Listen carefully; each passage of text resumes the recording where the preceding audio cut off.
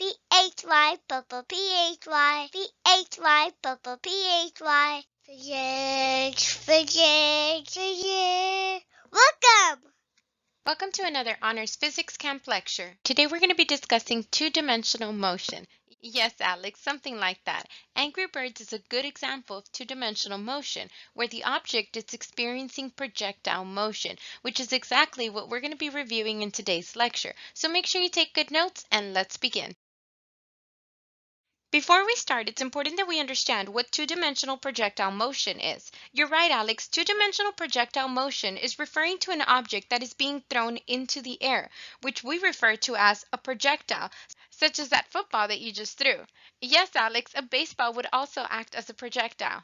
Or even an Angry Bird, but you might want to ease off on the Angry Bird games because I think you're playing way too much. Nevertheless, these projectiles follow a trajectory path such as this one, in which it could be broken down into vertical and horizontal components of motion. Yes, that's right, Alex. Because we will be dealing with vector components of motion, we will also be dealing with resultants, which means, yes, Alex, you guessed it, we're going to be working with the Pythagorean theorem, right triangles, and SOHCAHTOA. But before we start diving into vectors again, it's important that you understand that two-dimensional projectile motion can basically be broken down into two separate one-dimensional motion problems. Yes, Alex, I guess that's one way of seeing it, the two representing two problems consisting of the object's horizontal motion, in which we say is the x component, and the other is the vertical motion, in which we say is the y component. Yes, that's right, Alex. Projectiles such as this toy car will follow this trajectory in the air while experiencing constant deceleration due to gravity, which can be rounded as negative 10 meters per second squared. However, since we said that we're going to be breaking down this object's projectile motion into two components, the horizontal and the vertical, then my question is, what component would experience the constant deceleration due to gravity? So think about what acceleration due to gravity is. You got it, Alex. In other words, acceleration due to gravity pulls down, meaning that the vector would be on what axis? That's right, Alex. Acceleration due to gravity is a vector on the negative y-axis, which is why we're going to label it as AY equals negative 10 meters per second squared. Okay, so let's think about it. Does acceleration due to gravity point in any way on the x-axis? That's right, Alex, it doesn't, which is why we label AX as 0 meters per second squared. Great way to sum it up, Alex. AY equals negative 10 meters per second squared, which means that the vertical velocity is changing every second by 10 meters per second. Now, as for the AX, it equals 0 meters per second squared, meaning that the horizontal velocity doesn't change. Yes, Alex, I guess you could say that. Since vertical acceleration, which is due to gravity, will not change, it remains constant. And as for the horizontal acceleration, despite it being zero, it will not change either. So yes, both vertical and horizontal accelerations are constant, which means, that's right, Alex, since the accelerations are constant, we can use the kinematic equations, which is why these equations can also be broken down into vertical and horizontal components. Notice how the horizontal component equations simply have an x subscript to signify that you are working with horizontal motion components. Now, as for the vertical motion components, these equations now have a y subscript. You got it, Alex. Delta x and delta y are simply used to distinguish between horizontal and vertical displacement.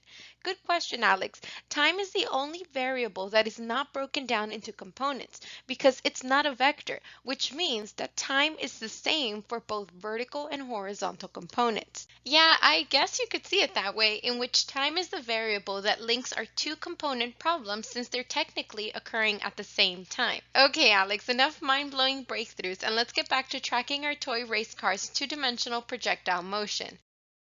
Okay, let's say that a toy race car is launched with an initial velocity of 3.7 meters per second at an angle of 15 degrees above horizontal from its launching ramp, that is 1.5 meters in height.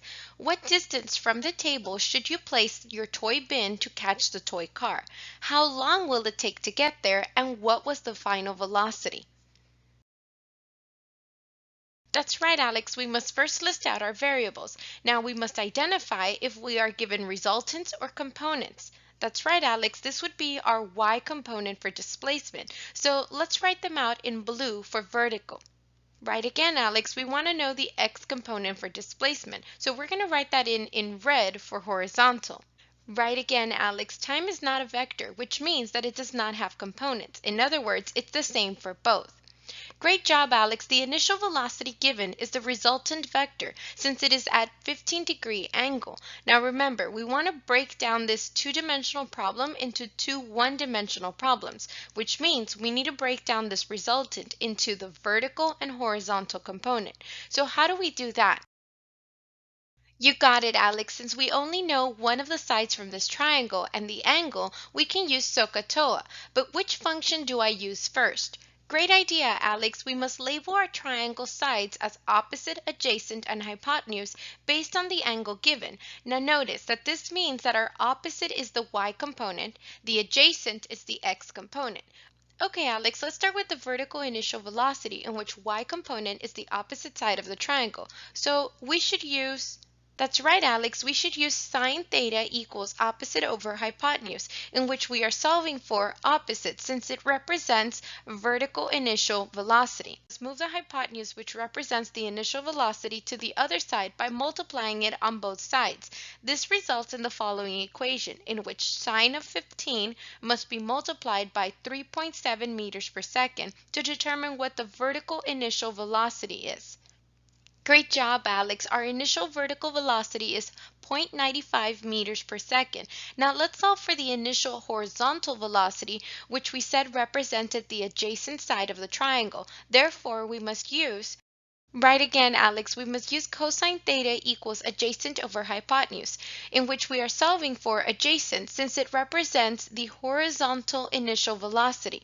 That's right, Alex. We must move the hypotenuse, which represents the initial velocity, to the other side by multiplying it on both sides. This results in the following equation, in which cosine of 15 must be multiplied by 3.7 meters per second to determine the horizontal initial velocity. Great job, Alex. Our initial horizontal velocity is 3.57 meters per second.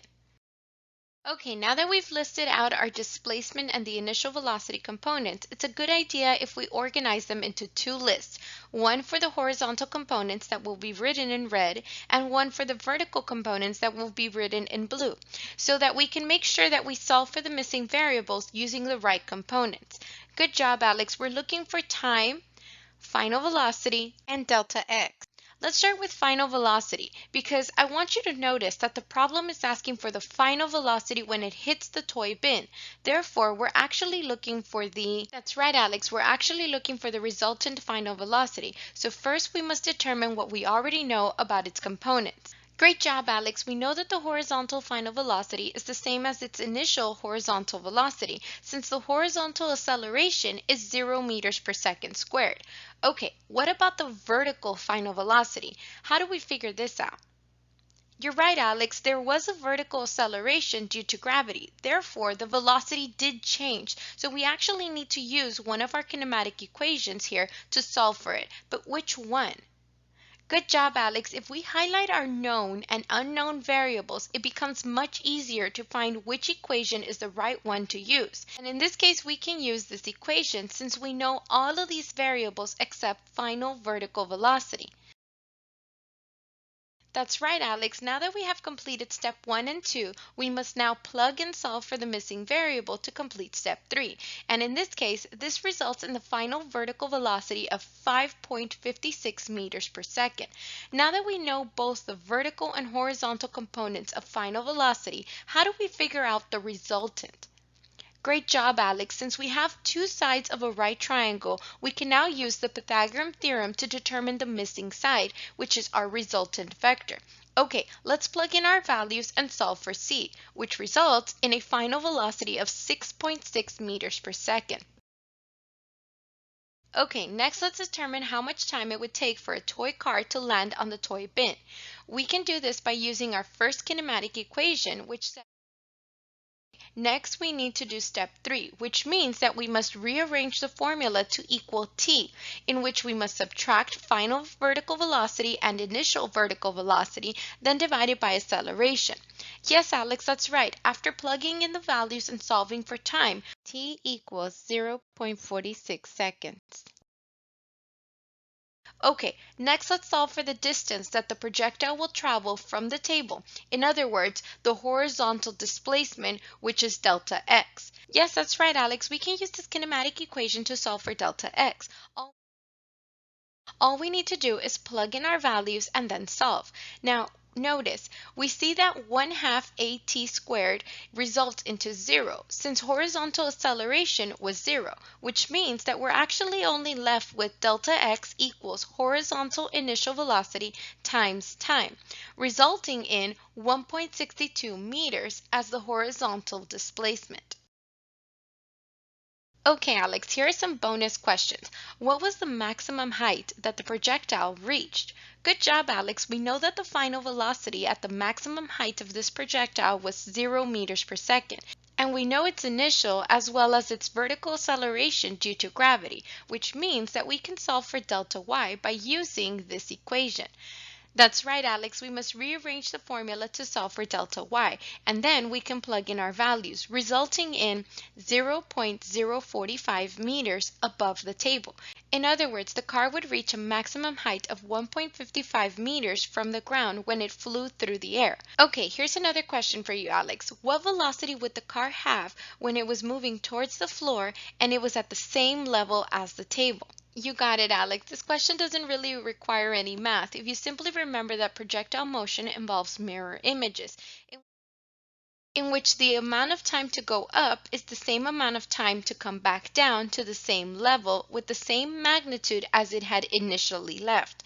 So in this case, the car was launched with an initial velocity of 3.7 meters per second, which means that when it goes up, reaching a velocity of 0, then comes back down to the same height as it was released from, it's also going to be traveling at 3.7 meters per second, but in a negative direction.